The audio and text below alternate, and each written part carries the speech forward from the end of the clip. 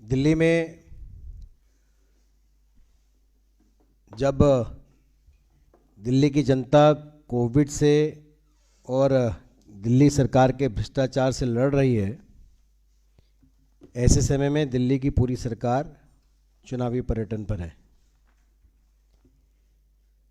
दिल्ली के बहुत सारे ज्वलंत इश्यूज हैं जिनको लगातार पिछले 8 साल से भारतीय जनता पार्टी इस केजरीवाल सरकार के खिलाफ उठा रही है और उस पर बहुत सारी जगह, बहुत सारे मामलों में लगातार जो कार्रवाई शुरू हुई थी उसको भी रोका जा रहा है केजरीवाल सरकार के द्वारा। इस संदर्भ में इस महत्वपूर्ण विषय पे दिल्ली प्रदेश के अध्यक्ष श्री आदेश गुप्ता जी एक महत्वपूर्ण प्रेस वार्ता को संबोधित करने के लिए आपके सामने उपस्थित हुए हैं। उनके साथ भारतीय जनता पार्टी के राष्ट्रीय प्रवक्ता भाई शहजाद पूनावाला जी, दिल्ली में मीडिया रिलेशन विभाग के संयोजक प्रवक्ता भाई हरीश खुराना जी, दिल्ली में सह मीडिया प्रमुख के नाते ममता काले जी यहाँ उपस्थित हैं। मैं आदेश जी से निवेदन करूंगा कि प्रेस वार्ता को संबोधित करें। धन्यवाद नवीन जी। आज प्रेस कॉन्फ्रेंस में सभी पत्रकार मित्रों का बहुत स्वागत, अभिनंदन है। इस पत्रकार वार्ता में उपस्थित हमारे नेशनल स्पोक्स पर्सन और सोशल मीडिया आईटी के दिल्ली के इंचार्ज श्रीमान शहजाद पूनावाला जी, हमारे नवीन जी, हरीश खुराना जी और ममता काले जी।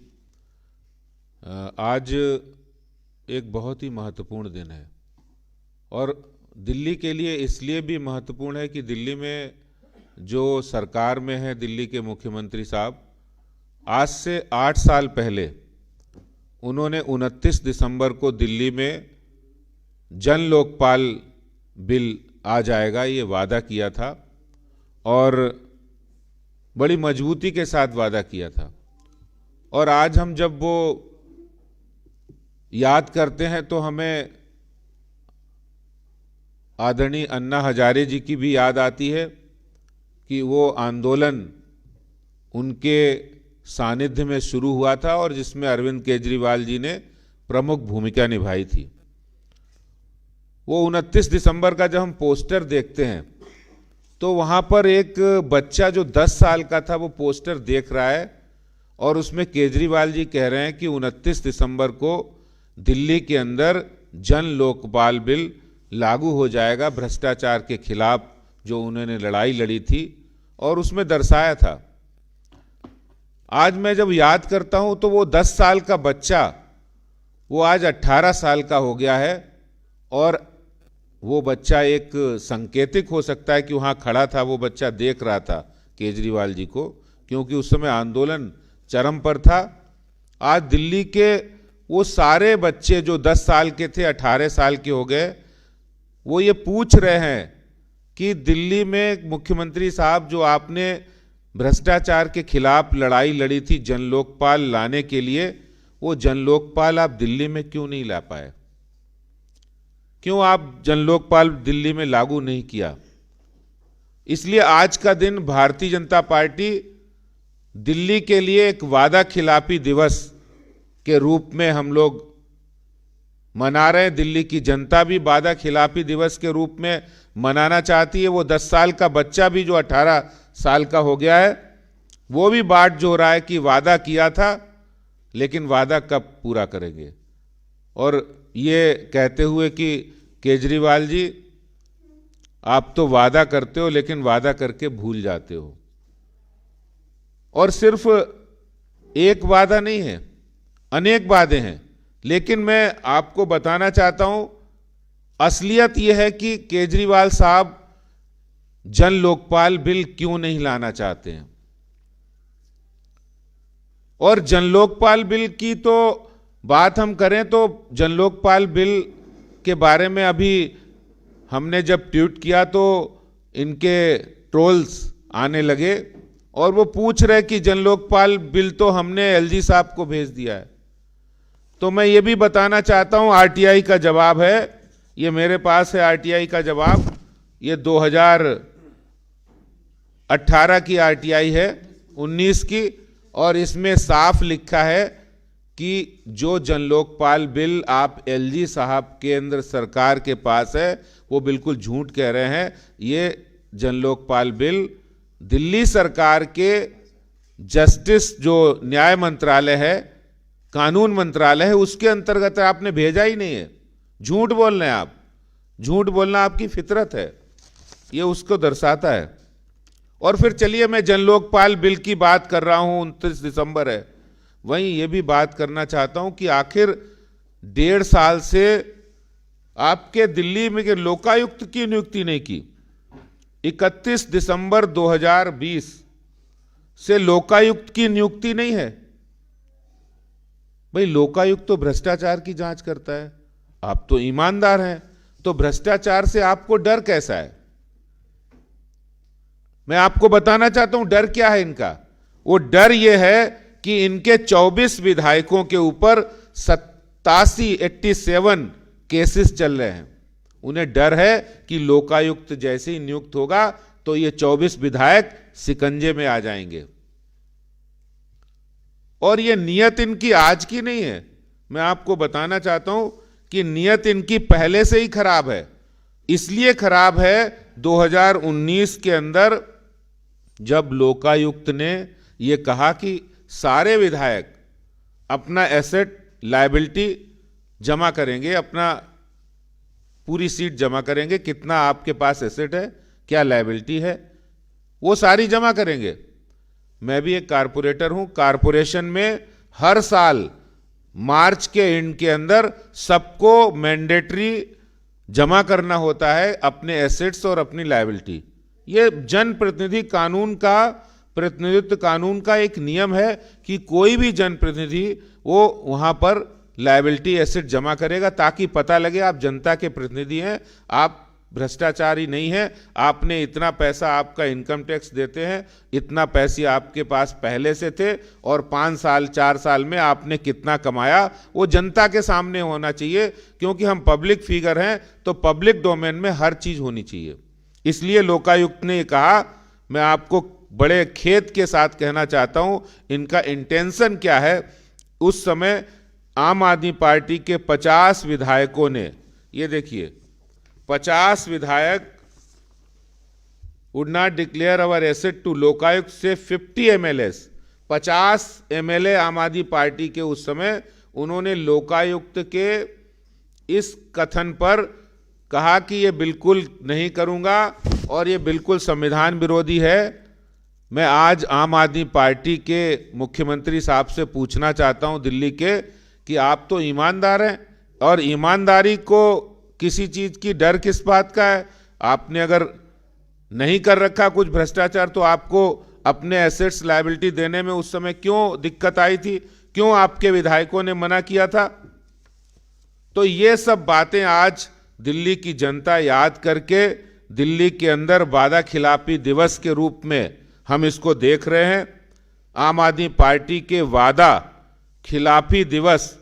और सिर्फ जन लोकपाल बिल हम इसलिए बात करें कि जन लोकपाल बिल इनकी लड़ाई थी। दिल्ली इन्हीं पूरे देश में देश को आंदोलित किया था जन लोकपाल बिल के माध्यम से कि जन लोकपाल बिल आ जाएगा, भ्रष्टाचार समाप्त हो जाएगा, और आपने ही नहीं किया। और सिर्फ जन लोकपाल नहीं, दिल्ली में आपने अब तक जितने वादे किए, मैं सारे 1 से लेके 100 तक भी वादे किए होंगे, सारे वादे, कोई वादा पूरा नहीं हुआ। मैं आपको बताना चाहता हूं, इन्होंने कहा कि 11,000 बसें हम दिल्ली के लिए जो जरूरत है, वो बाकायदा इन्होंने शपथ पत्र दिया कि हम 11,000 बसें अपने कार्यकाल में लाएंगे, लेकिन एक भी बस डीटीसी की बस नहीं ला पाए। क्यों नहीं ला पाए? भ्रष्टाचार। आपने जितनी लाने की कोशिश की उसमें भी करप्शन किया पहले। तो इंटेंशन तो करप्शन का है, इसलिए नियत है, इसलिए काम नहीं कर पा रहे हैं। 11,000 बसें नहीं आई, उस पर वादा खिलाफी की। दिल्ली में आपने 2013 में मुख्यमंत्री साहब ने कहा कि हम यमुना जी को इतना क्लीन कर देंगे कि लंदन की टेम्स नदी बना देंगे और वहां हर आदमी, दिल्ली का हर व्यक्ति जाके डुबकी लगाएगा। ये 2013 में कहा था, फिर 2014 में कहा चुनाव से पहले, फिर 2015 में कहा, फिर 2017 में कहा, फिर 2019 में कहा, फिर 2020 में कहा और अंतिम बार 2021 में अभी छठ पूजा पे पूरी दिल्ली के अंदर, पूरे देश के अंदर ये आया कि यमुना जी इतनी प्रदूषित है और साफ करने की जिम्मेदारी दिल्ली सरकार की है।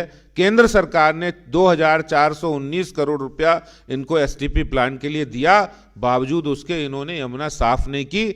ये वादा खिलाफी का सबसे बड़ा उदाहरण है। तो जन लोकपाल बिल नहीं लाया, उसमें वादा खिलाफी की। डीटीसी बसें नहीं लाए, वादा खिलाफी की।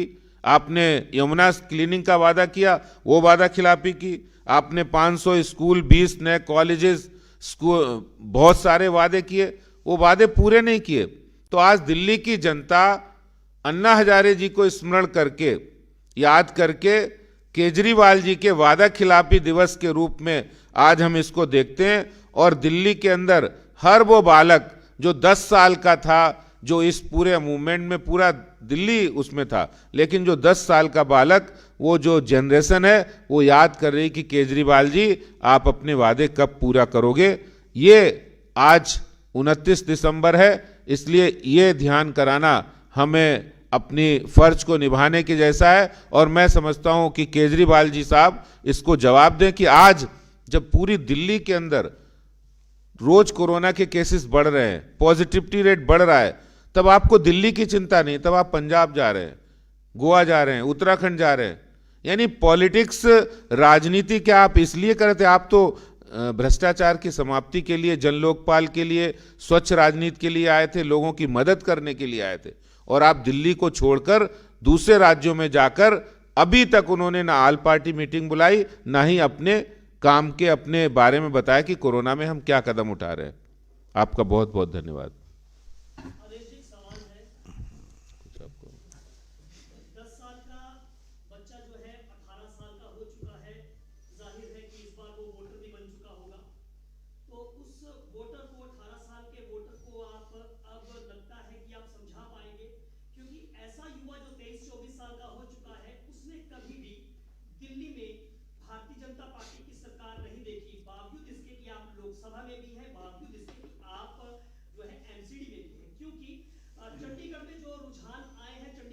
शॉर्ट करते हैं दिल्ली से शॉर्ट। उसमें उनका ये कहना है कि ये बदलाव का एक बयान है और अब जो है हम दिल्ली नगर निगम भी कब जाने जा रहे हैं, दिल्ली नगर निगम में भी आने जा रहे हैं, तो इस पर आप क्या कहें? देखिए, दिल्ली में जो उन्होंने वादा खिलाफी की, मैं नहीं समझता हूं कि कोई भी जो दिल्ली का नागरिक है या युवा पीढ़ी है, वो इस बात को नहीं जानती।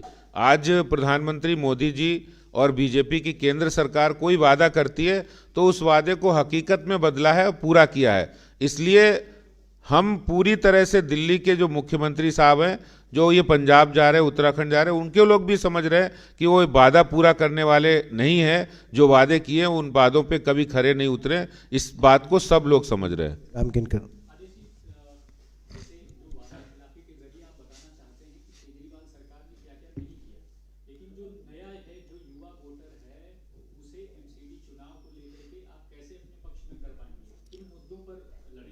देखिए, आज मैं जब अभी आपको बताऊंगा, जो हम तुलनात्मक बात करते हैं, तो जितने कारपोरेशन ने स्कूल बनाए उतने तो सरकार ने भी नहीं बनाए। जितना हमने ऑक्सीजन प्लांट लगाए कोरोना टाइम में, 6 बड़े हॉस्पिटल में हमने ऑक्सीजन प्लांट लगाए, दिल्ली सरकार बताए आपने किन हॉस्पिटल में कब लगाया ऑक्सीजन प्लांट।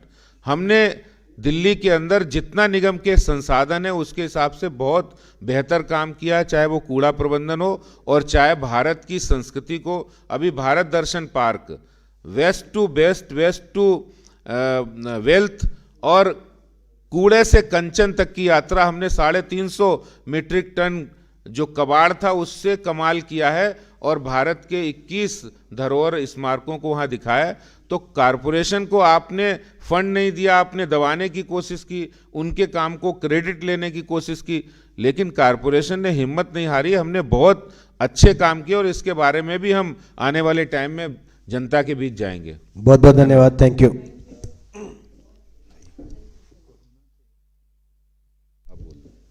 एक मिनट, बस आपका ध्यान एक और मुद्दे पर आकर्षित करना चाह रहा था, जो कि आज पूरे देश के लिए चिंता का एक विषय बना हुआ है, और उस पर आप देख सकते हैं कि किस प्रकार से राष्ट्रीय नेतृत्व तो सजग है और लगातार उसकी चिंता कर रहा है, पर दिल्ली के मुख्यमंत्री जी का दिल्ली में दिल नहीं लगता।